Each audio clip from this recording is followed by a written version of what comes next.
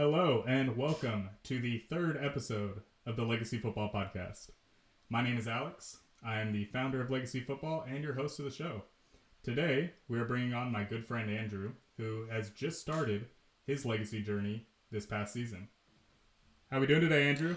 What up, brother? What up, brother? Happy How's it St. going, man? Patty's Day.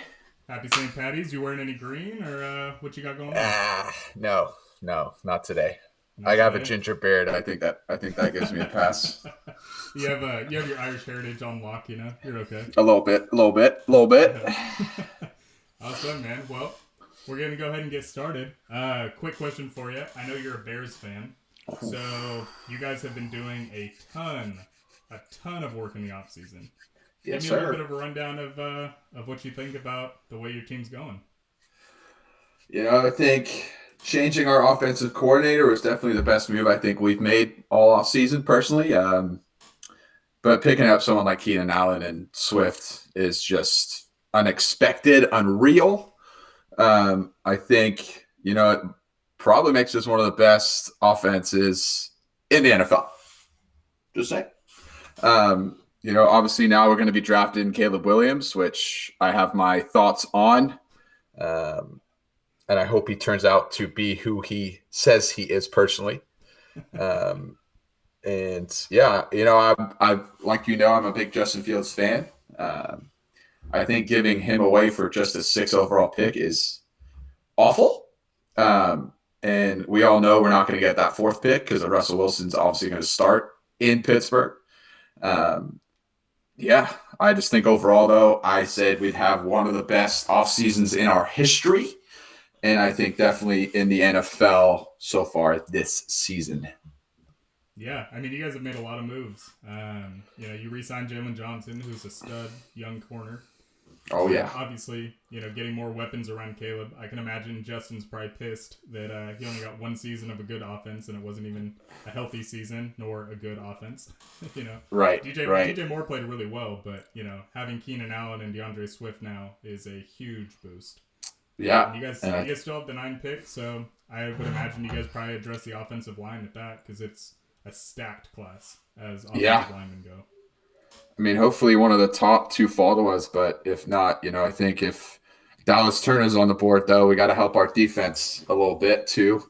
So that could be a good pickup for us as well. But no, it's definitely an exciting year to be a Bears fan for once. It's unbelievable. Well, as a Raider fan, now we have Luke Getsy. So, hopefully your opinion of you guys getting rid of your OC is not indicative of us getting your old OC. But oof, yeah. Good luck with that one, buddy. Well, all right, man. Well, let's get into it, man. When did you begin playing fantasy football? I would probably say 2014 is when I first started. I met someone when I used to work at Starbucks, good old barista. He got me into it, and ever since I just continue to play, and it's just enjoyable to do it with your friends, and makes football season that much more enjoyable. Definitely being a Bears fan, there's nothing to look up to apart from your fantasy football team. So, about 10 years ago now. Wow, man. Yeah, it's I have a similar story. A bunch of people that I used to work with at Best Buy got me into it, and never looked back ever since. So yeah. It's funny how coworker leagues are almost always the way that you get started in it, just because there's always a coworker league. Doesn't matter if there's only one football fan in the building; they're going to try to get as many people as possible. Yeah, so, absolutely. Yeah. Absolutely. So, how many leagues do you typically play in then? I'd say like 3 or 4. Obviously, some are more competitive than others. Some with my old soccer friends that none of us really have that football expertise. But yeah, I'd say 3 to 4. Obviously, this year with you guys is new, and it's a great experience. And 3 to 4. 3 to 4. There we go. Yeah, just a little background. Andrew and I have known each other for a couple years, but this past season, we actually started another Legacy Football League with our contract system that I briefly touched about in the first podcast. And do the whole Legacy scoring system, so you finally got to have a chance at, getting to see what it looks like and getting a little bit of a background on legacy scoring and how it's either beneficial or maybe, in your opinion, not as beneficial as I think it is. But Right. what's your opinion on the legacy scoring format, and what did you think about playing in that league for the first year with the contracts and everything?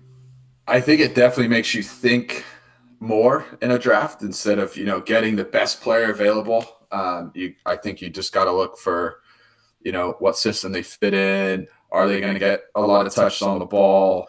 Um, Overall, it was difficult to learn for someone that is usually not in these such intense leagues. But I think overall, it just makes the experience that much more enjoyable, and it makes you think more.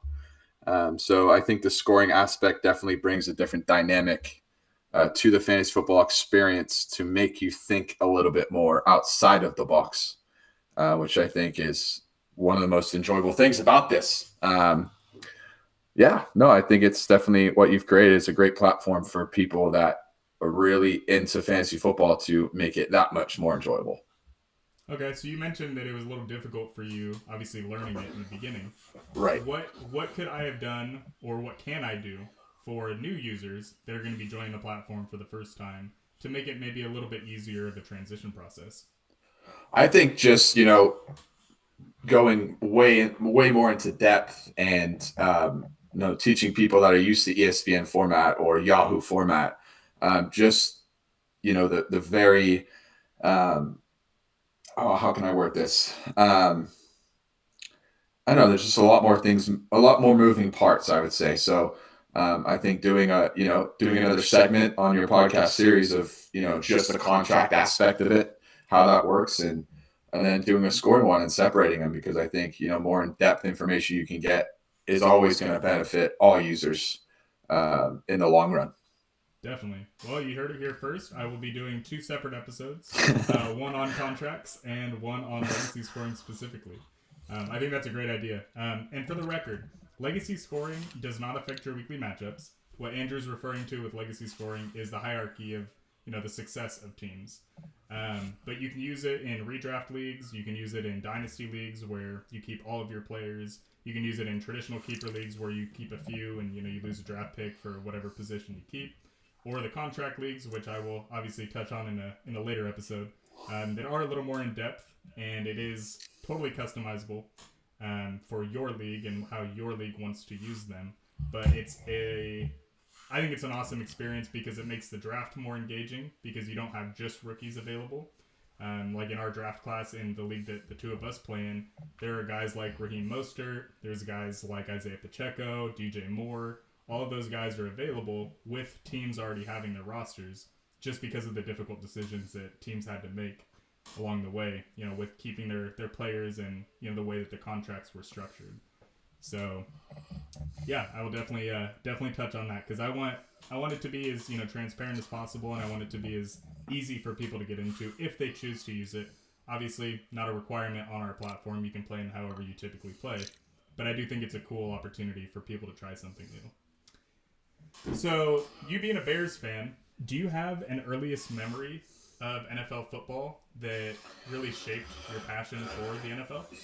Yeah. So moving from the UK at a young age, we never knew about American football. So moving here in 2002, all my school friends were all Niner fans and all this stuff. I was like, I have no idea what you're talking about. What is this?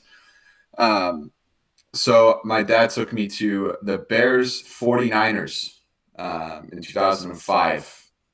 And just experiencing that, like the passion for the game, kind of took me back to England, and when I went to a bunch of soccer games and experienced it kind of that way. But the game I went to, unfortunately, the 49ers won 49-7.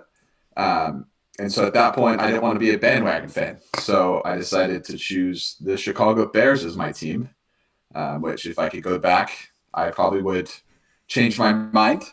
But yeah, no, it was just such a cool experience to go see it live in action.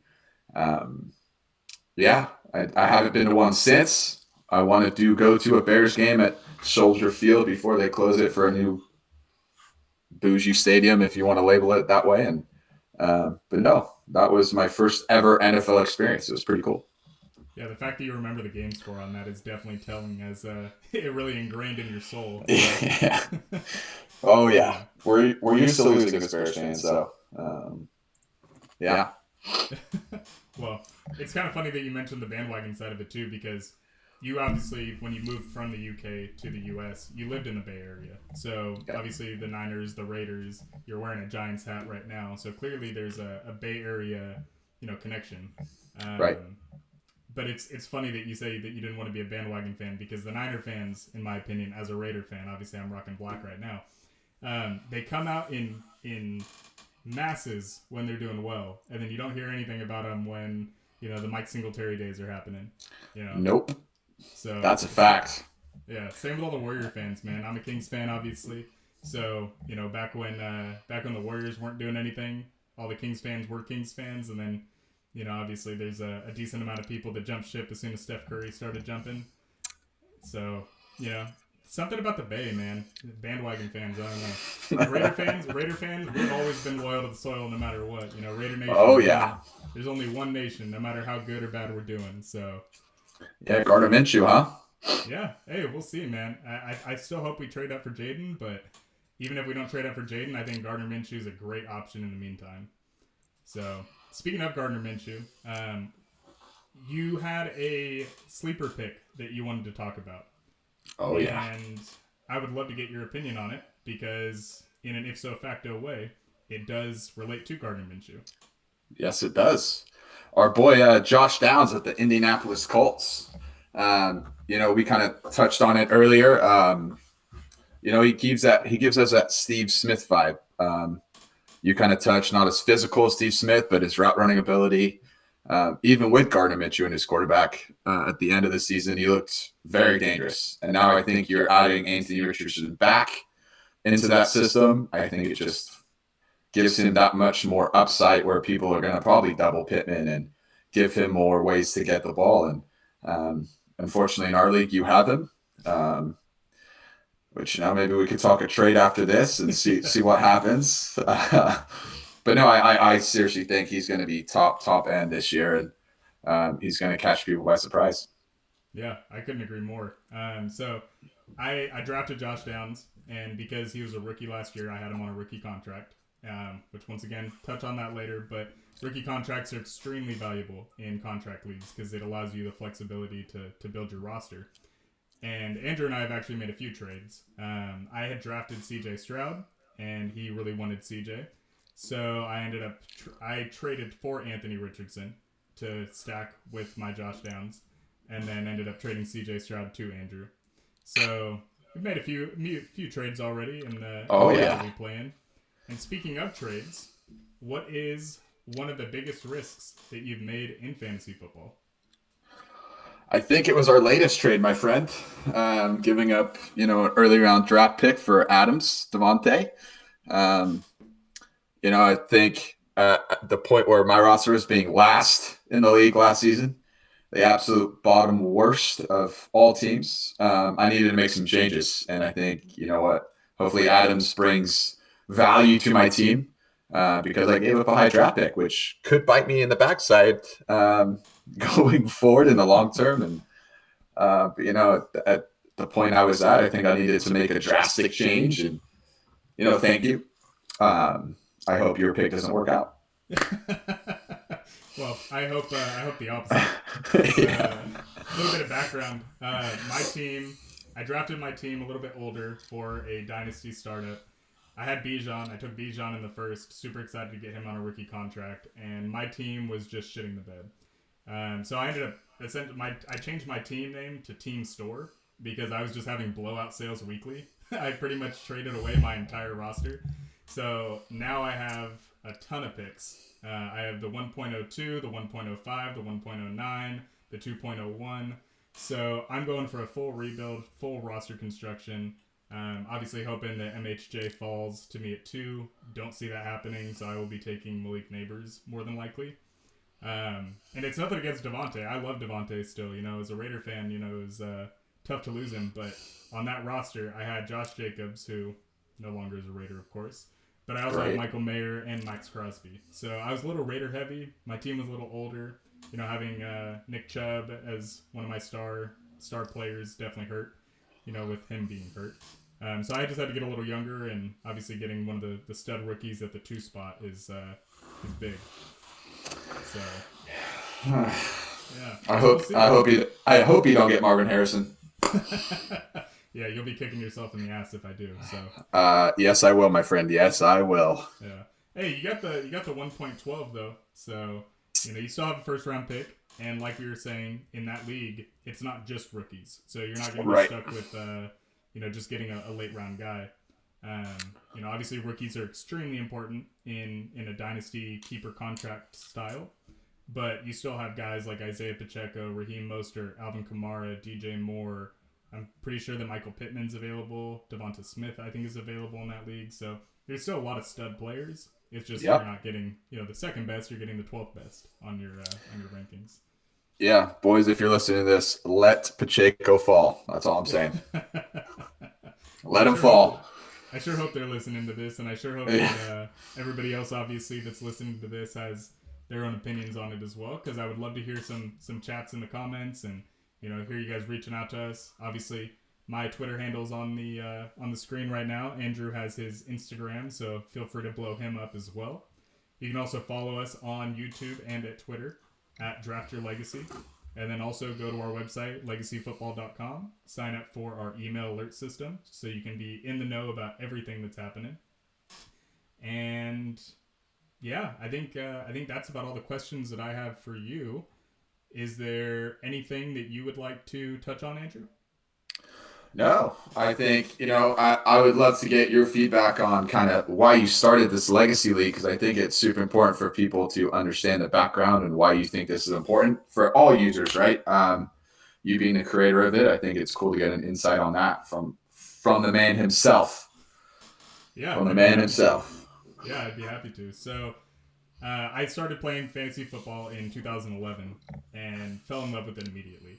I played in 1 league my first year. I played in 4 leagues my next year, and just kind of kept that trajectory going. And in 2015, I had started hearing about dynasty leagues. And a couple of our friends that we had been playing fantasy football with for the past couple years were all super intrigued with it and super excited to try it out. But the problem is that we didn't want to have just our entire rosters being kept, because the draft is always the most fun part. And obviously rookies only can be exciting. Look at how exciting the NFL draft is. But for fantasy, they don't always pan out. So when you're making these long-term decisions, it's kind of tough. So we kind of came up with the contract keeper format where it's, a mix of both. But the biggest thing that I wanted to do was I wanted to create something special for the teams in this league. When you're building a dynasty, or in our case, a keeper league, but the idea of it being that you're keeping your players, you're building something, I wanted them to be able to build something special. So when I thought about the most successful franchises in the NFL, you think about the Patriots and their dynasty. You think about the 49ers and the number of titles they've won. The Steelers and the number of titles they've won. I thought about all of that, but it was their legacies that really made an impact with me. So when we started doing the construction of our league, I started thinking, okay, well, what can we do that kind of makes it more important? Obviously, yeah, you win the title, congratulations, man. But if you win 1 title in 8 years, you're not building a dynasty, right? You had 1 really good season and then 7 other ones that probably weren't as good. So I came up with the initial model of legacy scoring where, we tracked first, second, third, division championships, career points, career wins. And then year after year, we added a few things, we made some tweaks. And eventually when I decided, after hearing from enough people, when I was bartending and talking to a lot of people that play fantasy sports, they'd be like, hey, how are you doing in your leagues? And I would mention, the LBS league. It was always like, oh man, if you have a spot in that league, I would love to join. That sounds awesome, man. Your legacy score and all that kind of stuff gets tracked. Like, I don't know anybody that does that. And I'm over here on my Excel spreadsheet typing in everybody's scores every week and doing all this work that I have to send out and all that. But eventually, after hearing that enough times, it just made it to where I felt like the entire fantasy community could benefit from something like this. It doesn't change your weekly matchups. It doesn't change how you play. It does obviously add depth to it, and it keeps people together for longer, because if you're building something special, you're building your dynasty, you're building your legacy, you don't want to just give all that away to another team. So you're going to keep playing in that league. If you're in 5 leagues and you need to drop down to 3, you're probably not going to drop out of the league that you've been building something on. So the idea of the camaraderie, the idea of competition, the idea of, love of the game, those are the 3 main pillars of legacy football, in my opinion. And I think having the opportunity to do something like that is awesome. I know the 2 leagues that we've been running legacy scoring on absolutely love it. I know other leagues that I play in, the commissioners of that one would love to do it. They just don't have the time to actually do all of the stuff that I do. Not that I have the time either, but I make time for it, I guess, because it is something that I am extremely impassioned by. So being able to automate everything, being able to do it on a mass scale, obviously creating a whole platform that you're going to be able to transfer your ESPN leagues, your Yahoo leagues, your Flea Flicker leagues, all of those leagues and your history and the data, and then convert it to your legacy score and start playing on our platform. I think that there's going to be a lot of value in that. At least I hope there will be, because I know in our leagues how much value there's been. So I would love for everybody in the fantasy community to at least have the opportunity to be able to build their own leagues that way as well. So that's a little bit of the backstory on it. There's a lot of changes, obviously, still to be made. We're constantly in development, constantly thinking about new things. So excited for the future of it, and excited to, really get going on everything and see how it all turns out. Absolutely. Yeah. I'm happy to be a part of it, my man. Yeah, I'm happy you are too, man. And then just for the viewers to know, when we start doing more podcasts, are you going to be on it, or is this a one-time thing? Depends what I get out of it. If I get my draft picks back, maybe we can have a chat. No, absolutely. I would always love to be your guest. I'd be honored. The man himself invited me back. I will be here. You tell me the time, I'll be here. Yeah. Well, you're always welcome as far as I'm concerned, man. Thank you for joining us on the 3rd ever episode of the Legacy Football Podcast. Super excited to get this going. Super excited to obviously be able to share our experiences and kind of give everybody a little background about what we've done and who we're doing it with. So always a pleasure, my man, and we will definitely talk soon. All right, my man. Go Bears. All right. Thank you all for watching, and have a good one.